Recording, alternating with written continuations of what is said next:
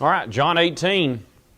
This is where we are tonight. Let's notice this is perhaps one of the most challenging chapters in the entire Bible. Nathan, would you mind turning me down just a little bit? This is one of the most challenging chapters in the entire Bible, not because there are great big textual difficulties here, not because there are some really rich theological concepts that are just really beyond what we can think.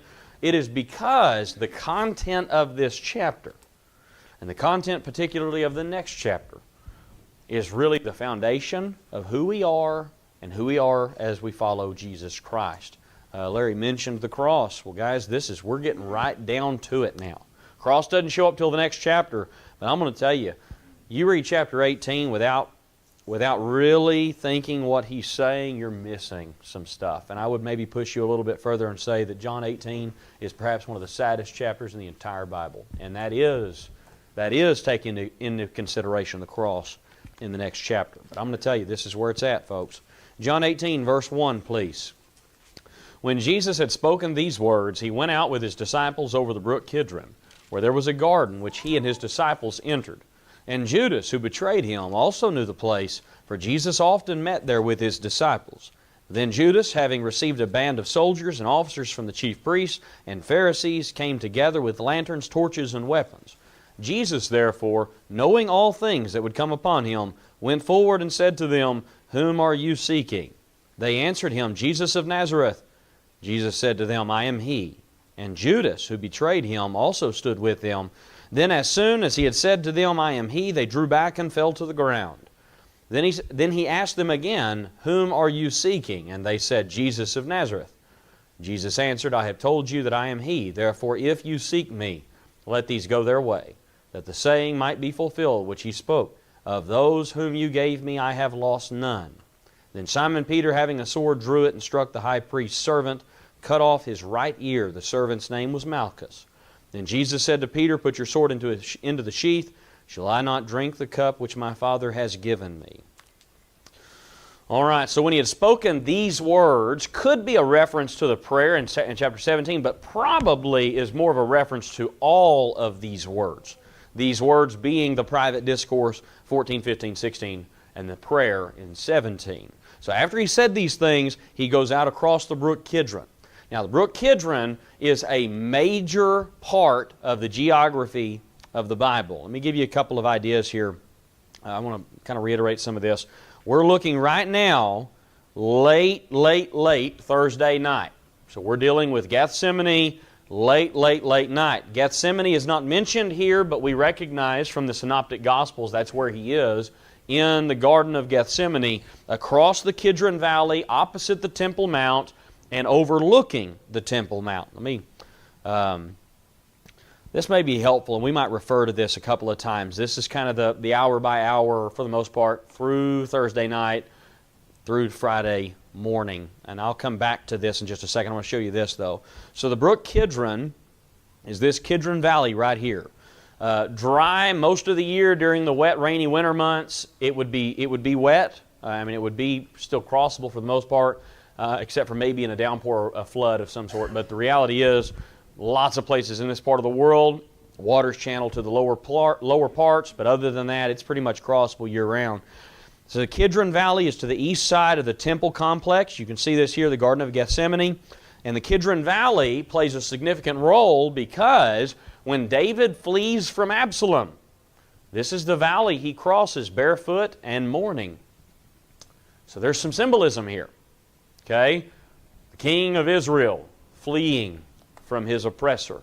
And now Jesus not fleeing, but Jesus crossing the brook Kidron to the Garden of Gethsemane. We might zoom in and look at some of these pictures a little bit closer. Honestly,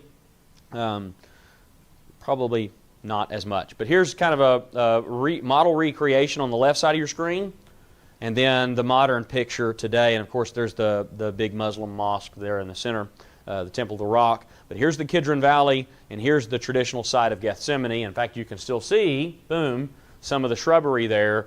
And for the most part, this was probably a walled garden. You go and read not just John's account here, but the Synoptics, and there's a whole lot of emphasis of Jesus going into the garden. Well, into would suggest walls. Okay, and coming out of would suggest walls. And so this is probably a walled garden of some sort. And then, of course, here again, here's the valley. Here's the valley. That's the same picture. All right. So in the Garden of Gethsemane, here in a minute, he's going to end up at the high priest's palace, but there are some questions here as to whether or not it's here or over here, and we'll come back to that in a little bit. So the Garden of Gethsemane, Jesus is in this garden. John does not record some of the more intimate, let this cup pass from me statements, but he does reveal some knowledge of them. We read it at the end of our reading in verse 11. So he goes to this garden, which he and his disciples entered. Verse 2, Judas who betrayed him also knew the place. Read the synoptics, they knew the place because Jesus frequented this place. And so even Judas knew where he was. And so Judas, verse 3, having received a band of soldiers, is that rendered another way in one of your translations?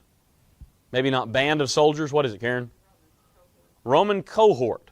Now, a full Roman cohort, a full battalion, was around 1,000 soldiers. In fact, the commander here, my text doesn't say this here, but the officers, your translations say commanders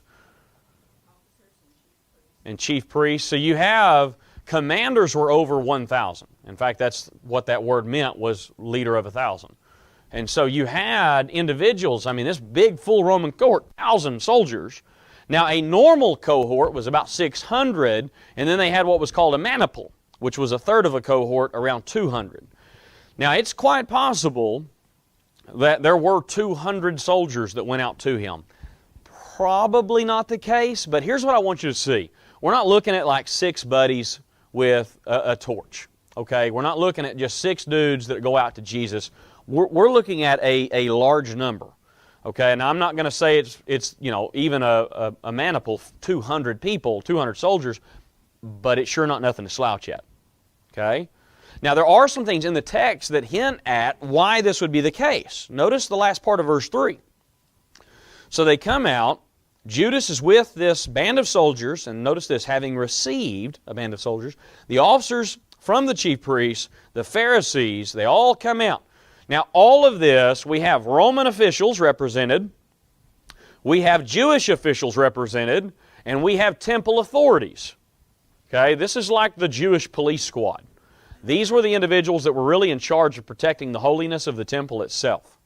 But they operated under the Sanhedrin Council, and particularly under the high priest himself. Kind of almost like the National Guard. National Guard works for the government, at the same time they respond directly to the President. So, I think that's right. Some of you military people can correct me later if I'm wrong. But right now what we have is lots of different people coming out. Now here's what we're seeing in verse 3. They mean business. Why would I say they mean business? In fact, I would maybe say there are 2 reasons I say in verse 3 they mean business. What is it, Larry? They have weapons and the number. There are so many of them. Okay, they're not going out there to slap somebody on the wrist. They're going out there expecting opposition and ready to deal with it. Okay, they're not going out just a handful. They're going out with a good number of soldiers, temple authorities, chief priests. They're loaded for bear. Now, what in the text tells us it's deep into the night? They need lanterns and torches. You seeing this? Now, here's what I want you to notice. Because of the brook Kidron, anybody that takes the view, well, Jesus was caught by surprise. No, that's dumb. Now, here's why I say that's dumb. It's late at night. A mob of soldiers carrying weapons. Is that quiet as a church mouse? No. That's pretty noisy. They're crossing the brook Kidron, coming from the temple complex, down the brook Kidron, up the other side of the mount, to Garden of Gethsemane. All of this is in view of Jesus. Even without Him being omniscient, He can see them coming. Everybody following that idea? He can see them coming. Okay, so we have Roman officials, Jewish officials, weapons, lanterns, torches, loaded for bear, and ready to whip some Jewish people in a garden. Now, verse 4, Jesus, therefore knowing all things would come upon Him, went forward and said to them, "Whom are you seeking?" Now, you got to ask, The text just said Jesus knew all this, and then the text in the same verse says he asks a question. Why ask the question? It's rhetorical, okay? Maybe. He's going to ask another question, same thing, basically, in verse 7. Wonder if that has anything to do with Judas. I want you to see this. We're going to work on this for just a second here. Look at verse 5. They answered, "Oh, we're here. We're looking for Jesus of Nazareth." He said to them, "I am he." Judas, who betrayed him, also stood with them. As soon as he said to them, "I am he," they drew back and fell to the ground. Anybody else going, what? They drew back and fell to the ground. Now I want you to picture this. We're reading this, and honestly, it may happen all more simultaneously. You know, we read in linear fashion. This happened, then this happened, then this happened, when in the reality, this may be happening. Now, why I stress some of this is Jesus is absolutely confident in who He is and what He's doing. There is no timidity in the person of Jesus in verse 3 and 4. Oh, what's going to happen? What's going to happen? No. He goes out to meet them. Now, if you're in this mob, and I'm going to tell you a lot of pens have been used up trying to figure out why these men fell back. I'm not sure why either. But I will say this, it could have something to do with his statement in verse 5, "I am He."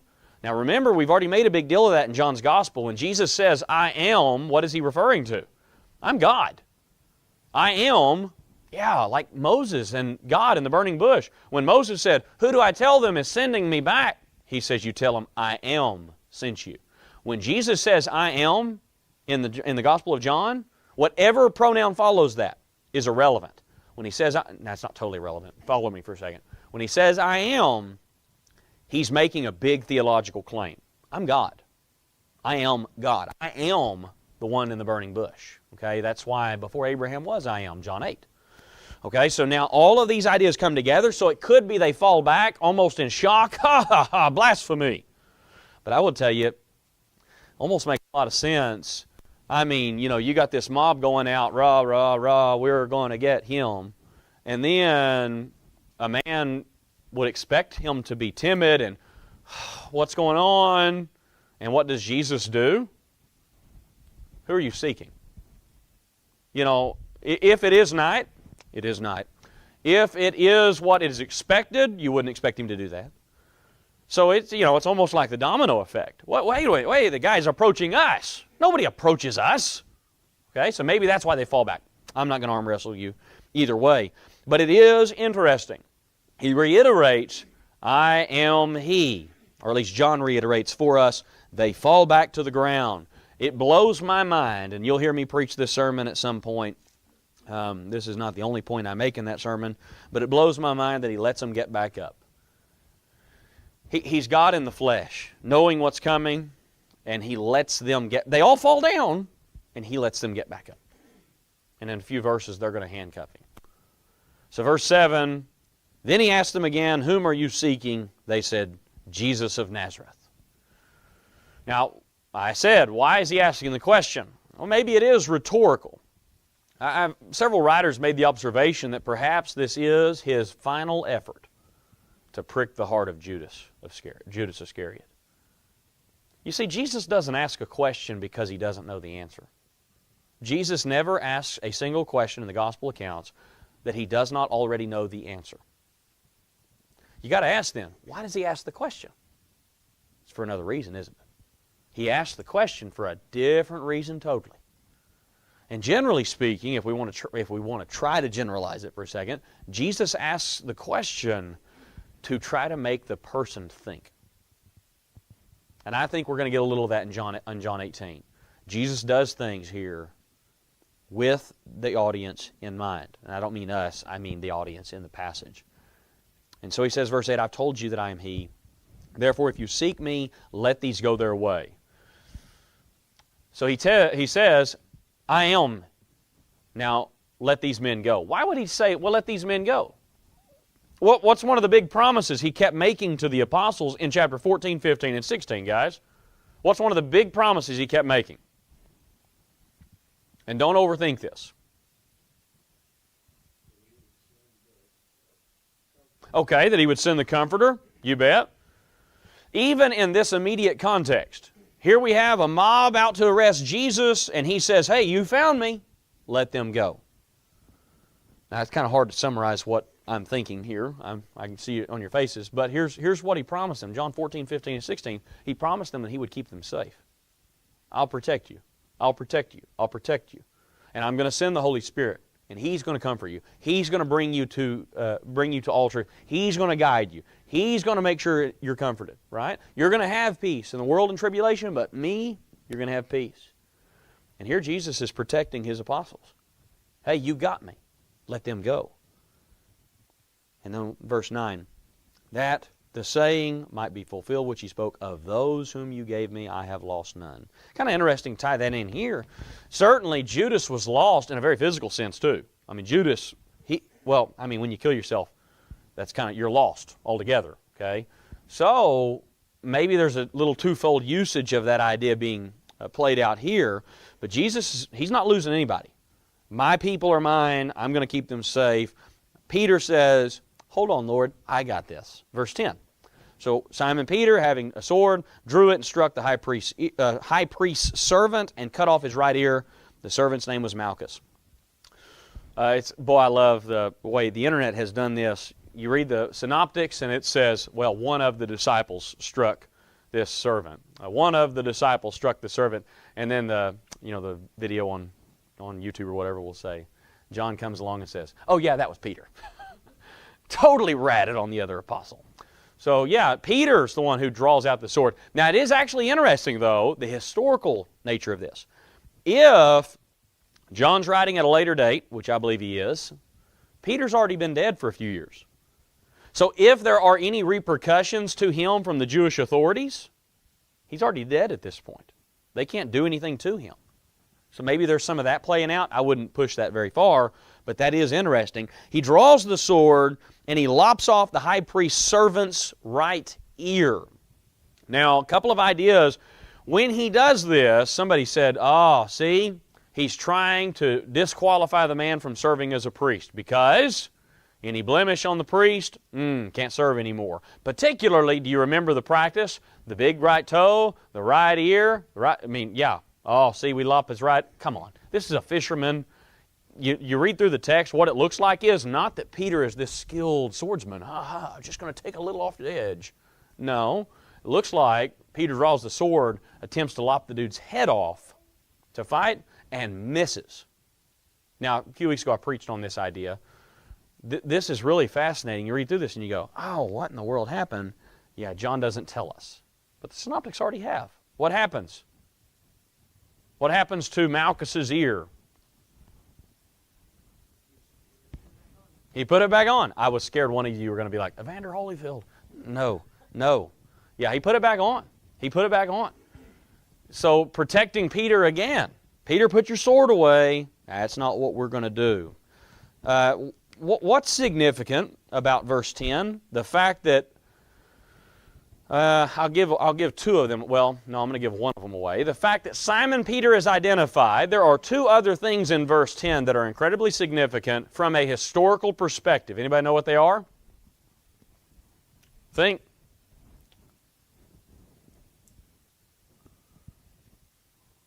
What's cut off? No, not just the ear. The right ear. That's pretty specific, isn't it? What else is specified in verse 10? The name. You guys see this? There are three little points in verse 10 that remind us we're dealing with the real historical eyewitness account.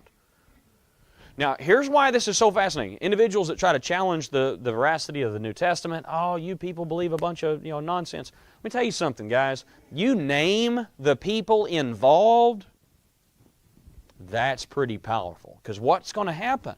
One of the charges that Luke makes in Luke chapter 1, verses 1 through 4 is, I tracked this stuff down. I verified this information. What's the point? 1 Corinthians 15, verses 1 through 10, when Paul talks about the resurrection of Jesus Christ, that He appeared to more than 500 brethren at one time who are still with us to this day. In a chapter where individuals are denying the bodily resurrection of Jesus Christ, Paul says, yeah, more than 500 brethren saw him at one time. What's his point? You go interview those people. Ooh. You see, when you start naming people, all of a sudden, people reading this in the actual first century can go, wait a minute, Malchus? Malchus? I know him. Or I know somebody that knows him. Or I know somebody that knows somebody that knows somebody that knows him. Yeah. You can go verify it. In fact, actually, a couple of ancient writers theorized that Malchus is maybe a disciple of John. And that's why he's named. Not just because John knows him, verse 15, we're going to get to that in a second, but because he was a convert. And so maybe that's why he's named as a person to verify the truth. So verse 15 is going to clear that up a little bit more for us. Verse 11, put your sword into the sheath.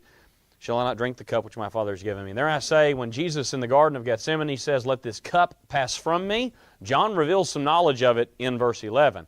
Here's the cup, and Jesus says, I need to drink it. Questions on those first 11 verses? This is tough. It wasn't uncommon, and we do know from the synoptics that the disciples had at least one sword with them. Now there is some challenges to this because of the Passover restrictions, and Jews were generally not. It was frowned upon to carry swords during Passover and so forth.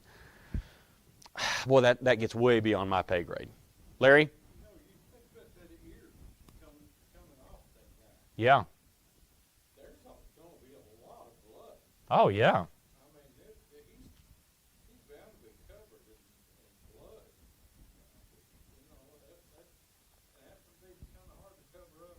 Oh, yeah. Well, and here's what's fascinating about that, Larry. That idea is going to come up again in just a minute. Okay, now here's what I want you... Hold on to Larry's point, because I'm going to tell you that's going to pop up again in a place, and you're going to go, I never thought about that before. Okay, it's going to tie right in with it. So let's handle verse 12. The band of soldiers, their captain, the officers of the Jews, arrested Jesus and bound him. They led him away to Annas first, for he was the father-in-law of Caiaphas, who was high priest that year. Now Caiaphas was he who gave counsel to the Jews that it was expedient that one man should die for the people. Now, verse 12 is one of the most ironic passages in the entire Bible. Why would I say that?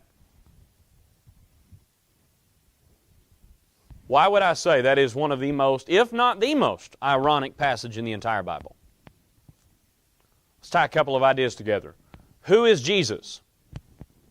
Who is Jesus? God. God in the flesh. They bound him. Now, folks, if that's not irony, I don't know what is. Can you bind God? No.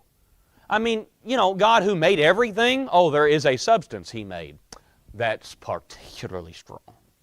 Just wrap it just the right way, tie it with just the right knot, and even God can't slip out of it. Come on. Folks, this is intended to get our attention. You can't bind God, but they did. Boy, now we got to ask, how? How did they bind God in the flesh? And don't overthink this, by the way. Oh, there we go. Now that right there is worth cooking all over again. He let them. What's about to happen to Jesus? He let them. Okay, verse 13. A couple of problems in verse 13 and 14, especially historically. He says he led him to Annas and then Caiaphas. Well, how many high priests do we have? Now, high priests were supposed to serve essentially for life. That was the Old Testament law. But by the New Testament, what happens? Rome comes in and says, we put the high priest in place. And so, if they don't like the high priest, they replace him. Generally speaking, when a Roman governor took over his procuratorship, he would generally just take and replace the high priest and put in a new one that he liked, or that would work well with him. Now, Annas was the high priest. He served from 6 to 15. And then after him, Annas, that household was one of the most powerful families in the Jewish world in the first century. Because if memory serves me, 5 of his descendants served as high priest. 5 of his descendants. I think, if memory serves, 3 sons, 1 grandson, and 1 son-in-law. So Annas is a mover and shaker. In Jewish minds, hey, Jesus is a popular figure. We've got to get him taken care of. So we're going to need everybody's support on this. They go to Annas first. They go to Annas first. They want his approval. Then they'll go to Caiaphas, who in the Roman eyes was the official high priest. Now they're going to have to get both men to sign off if they want Jesus killed. Now, a couple of other historical points here that are really important. This is during the feast.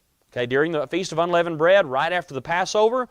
That means Jewish people were particularly fervent and ready to throw arms any chance they got. Which is why all the Roman legion that was stationed at Caesarea Philippi were generally shipped to Jerusalem, and Jerusalem's population swelled massive numbers. Rome sent in a bunch of soldiers so they could handle it. All that's playing into what's happening here, guys. That's why, say, how many people actually went out to arrest Jesus? A bunch. Don't know how many, but a bunch. And the reason is, Rome wanted to keep their thumb right on top of Jerusalem during the feast days. Jerusalem was ready to throw arms any chance they got. Rome said, that's not happening. So that's what's going on here in some of this. They want, the Jews particularly, they got to get both guys on the bandwagon here to get all of this done. Now Caiaphas has already been mentioned to us once. That's what's referenced in verse 14. Now generally speaking, the high priest's household, there would have been perhaps one house and then maybe another house, and they shared a common courtyard. And that's why we're going to read some of this in a second. You're going to go, wait a minute, he's with Annas, but now he's going to Caiaphas, but how can he go? What's going on here? Well, that's probably why it's so confusing to read in a orderly fashion, okay? So he's arrested in the garden. Let me put some of this in time frame for you. He's arrested in the garden. Now we're going before Annas, the first Jewish trial. So Peter, verse 15, followed at a distance. So did another disciple. We're not told which disciple that is, but it is presumably John. That disciple was known to the high priest and went with Jesus into the courtyard of the high priest. But Peter stood at the door outside. Then the other disciple, who was known to the high priest, went out and spoke to her who kept the door and brought Peter in. Then the servant girl who kept the door said to Peter, "You are not also one of this man's disciples, are you?" He said, "I am not." And the servants and officers who had made a fire of coals stood there, for it was cold. They warmed themselves, and Peter stood with them and warmed himself. All right. So Peter and John follow along, and it says twice, the disciple was known to the high priest. Some of that you read and you think, why is that? Why is the high priest, why does he know John? Well, pretty good indicator in the New Testament. John's family was fairly wealthy. Him and his brother James, the sons of Zebedee, owned a fishing business in Galilee, probably fairly wealthy, and that might indicate they would have known the movers and shakers in Jerusalem.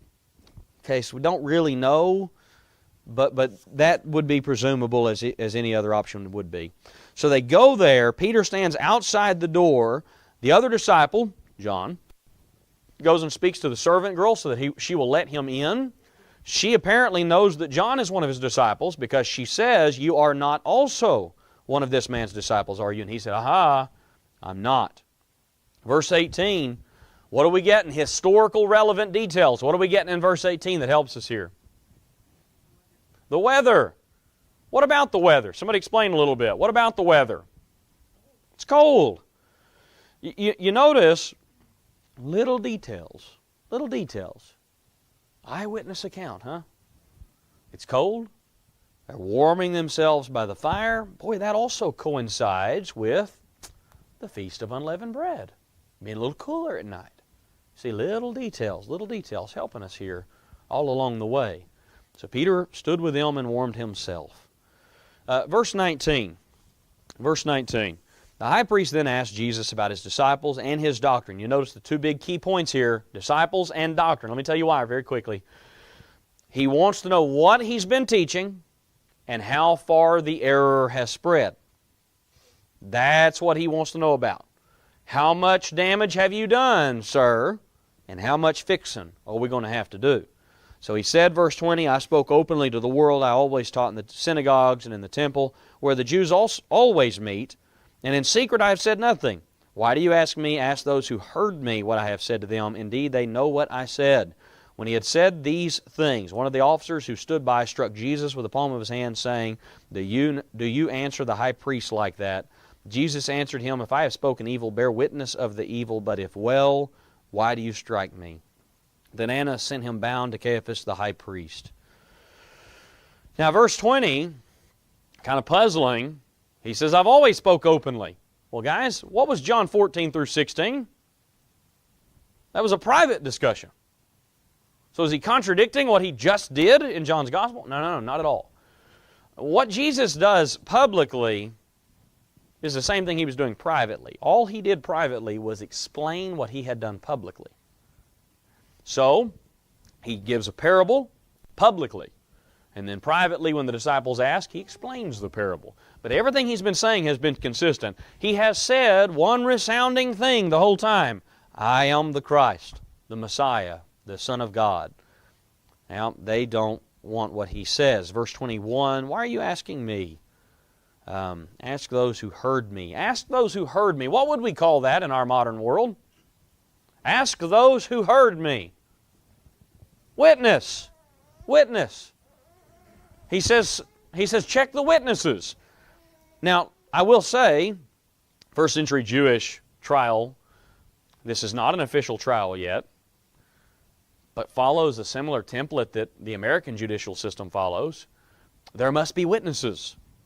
And the witnesses are called to testify, in a lot of cases, before the person who's being charged. And so, he says, they indeed know what I said. And then one of the officers struck him with the palm of his hand. Sound familiar to anybody? This happens another time in Scripture. Anybody know where it is, or at least who it happened to? Pretty good guess when I set up a question like that is, if it's not Jesus, it's going to be who? The Apostle Paul. Apostle Paul has this exact same thing happen all over to him. He gets up, he's challenged, Paul, you tell us X, Y, and Z. And Paul says, I'm not doing all this nonsense. And an officer strikes him and says, you're going to speak to the high priest that way? Same thing all over again. Now, Jesus struck across the face, says in verse 23, if I've spoken evil, bear witness of the evil, but if well, why do you strike me? I got to tell you, folks, that is a heartbreaking statement. Can somebody summarize that verse? What's he saying in verse 23? Maybe put it in our modern terminology. What's he saying in verse 23?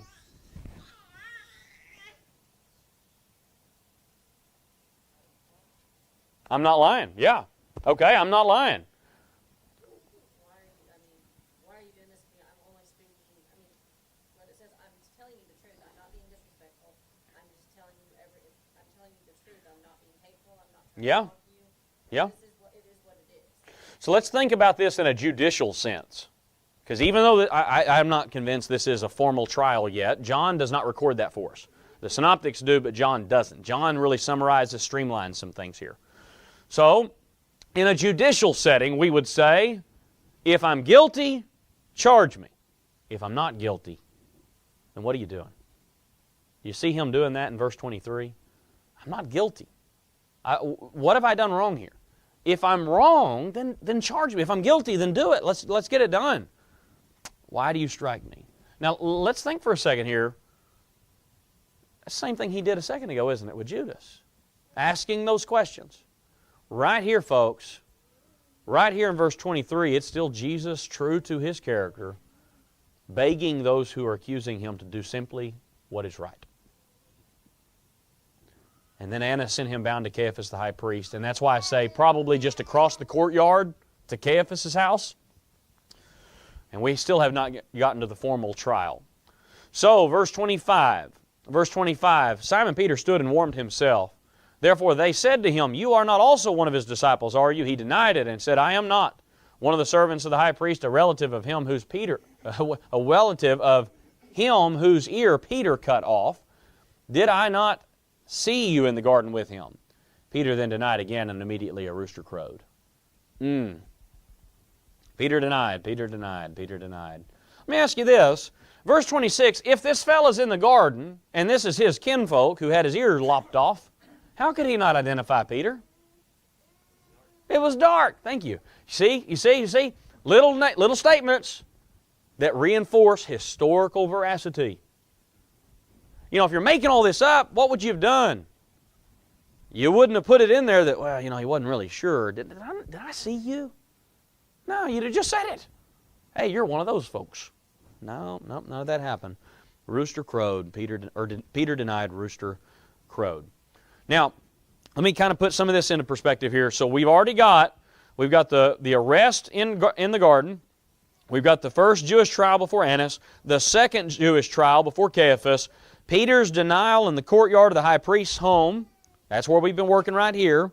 Now we're going to the third Jewish council, the third Jewish trial. This would be the official trial in the Sanhedrin, in the temple complex. John does not record this. John does not record this. He's sent bound to high priest Caiaphas, verse 24, verse 28. Then they led Jesus from Caiaphas to the praetorium. You got to read this and go, wait a minute, John. We're missing something, John. You just sent him to Caiaphas, and now Caiaphas is sending him to the praetorium. Why? Well, here's the reason, folks. John is summarizing some of these details, driving us with theological points. Okay? And the verdict's already been determined. Jesus is going to die. We just got to get the Romans convinced of it now. So he sends to Pilate's court, and now we're done here. Now this is around 6 a.m., and the reason I say 6 a.m. is because of the rooster crowing. That was a general practice in Judea. That's why the rooster crowed 3 times. All those ideas come out right here. And the final time the rooster crowed would have been around 6 a.m. By the way, historically, that's also about the time the Roman governor would start his daily projects. So all that's right there, verse 28. Let's work on this a little bit down through verse 38. They led Jesus from Caiaphas to the praetorium. It was early morning. They themselves did not go into the praetorium lest they should be defiled, but that they might eat the Passover. Pilate then went out to them and said, what accusations do you bring against this man? They answered and said to him, if he were not an evildoer, we would not have delivered him up to you. Then Pilate said to them, you take him and judge him according to your law. Therefore the Jews said to him, it is not lawful for us to put anyone to death, that the saying of Jesus might be fulfilled which he spoke, signifying by what death he would die. Then Pilate entered the praetorium again, called Jesus, and said to him, are you the king of the Jews? Jesus answered him, are you speaking for yourself, or did others tell you this about me? Pilate answered, am I a Jew? Your own nation and the chief priests have delivered you to me. What have you done? Jesus answered, my kingdom is not of this world. If my kingdom were of this world, then my servants would fight, so that I should not be delivered to the Jews, but now my kingdom is not from here. Pilate therefore said to him, are you a king then? Jesus answered, you say rightly that I am a king. For this cause I was born, and for this cause I came into the world, that I should bear witness to the truth. Everyone who is of the truth hears my voice. Pilate said to him, what is truth? And when he had said this, he went out again to the Jews and said to them, I find no fault in him at all. All right, let's work on this pretty quickly. So he says the Jews didn't want to be defiled because if they enter a Gentile household, they're defiled. They can't observe the Passover. And here's the kicker. They've already observed the Passover, but generally speaking, the Jews determined the 7-day Feast of Unleavened Bread that followed the Passover as also part of the Passover. And so they said, we can't do that. We'll be defiled. Now, Pilate said, what accusations you bring against this man? And you'll notice verse 30, there's a little bit of vitriol in their response. Hey, this fellow's a bad dude, or we wouldn't have brought him here. Now, there's probably some backhands here, both directions. Pilate doesn't like the Jews. In fact, he hated them historically. The Jews hate Pilate. But we already know Pilate probably had some indication of what's going on because he gave them a Roman cohort to go arrest Jesus. That wouldn't have happened if Pilate didn't know about it. He would have had to sign that stamp. So there's already been some back and forth. Historically speaking, Caiaphas has probably already approached Pilate and said, hey, we got to do, we're going to kill. We got to do, we want you to do something with. And so his taunt to them in verse 29 is probably an insult, a little knife in the back here. Oh, what's wrong with this Jesus fella? Hey, he's a bad dude, or we wouldn't have brought him. Then Pilate says, verse 31, well, then you deal with him. You see? Oh, you can't deal with him. Jews could not execute somebody without the Roman permission slip. Well, that's not going to happen until we get Pilate on board. So Pilate entered then Verse 33, and he asked Jesus, are you king of the Jews? You notice theological questions from the Jewish trials, but when they're in front of Roman officials, it's not theological questions, is it? It's political questions. This king business is scary stuff to Pilate. Are you a king? Jesus said, are you asking me this, or did you get this from somebody else? So he says, am I a Jew, verse 35? Your own nation, chief priests delivered to you. What have you done? Jesus says, my kingdom's not of this world. If my kingdom were of this world, my soldiers would fight. You see that? Remember Larry's point earlier? This has already been demonstrated in our chapter. If Jesus' kingdom was earthly, if he wanted to push back the forces of Rome, what would have happened? He'd have let Peter loose with that sword. But he already told Peter, put it away. That's not how we're going to do business. And so my servants will not fight. Pilate said, are you a king then? And Jesus, notice this, he says, I am. I am a king. Rightly do you say this? I was born for this cause.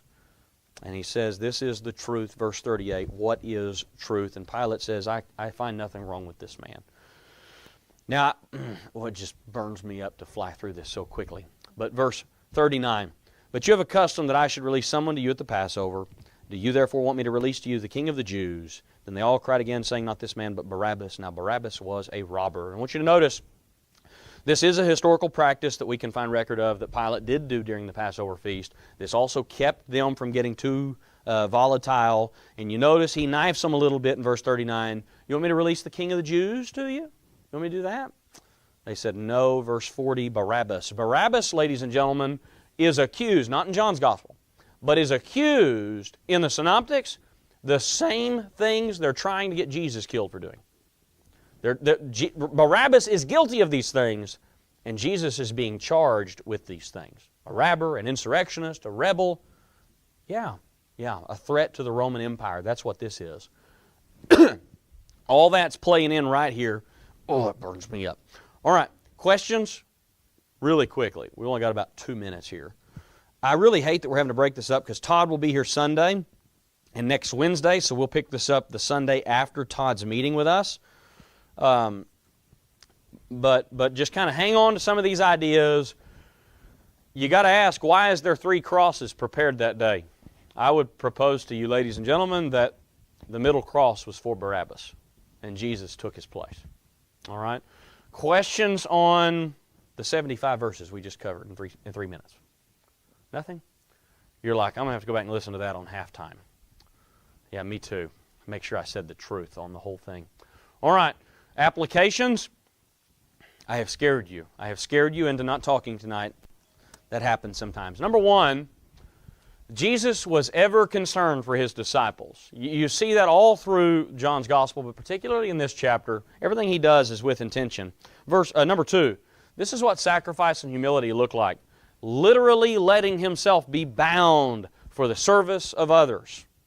That is sacrifice and humility. Number 3, we have the credible eyewitness accounts. I put verses 10 through 18 on that, but you could put the whole chapter on that. Number 4, do we have the courage of Christ or the cowardice of Peter? And you notice that's big time contrasted in this chapter. Peter saying, well, I don't know. And Jesus saying, I do know, and I'm going anyways. So which are we? And then number 5, Jesus' kingship is unlike any other. All right, thank you for your quick listening tonight. And Todd will be here Sunday, and then next Wednesday, Todd, and then the Sunday after we'll finish up chapter 19. Thank you for your attention tonight.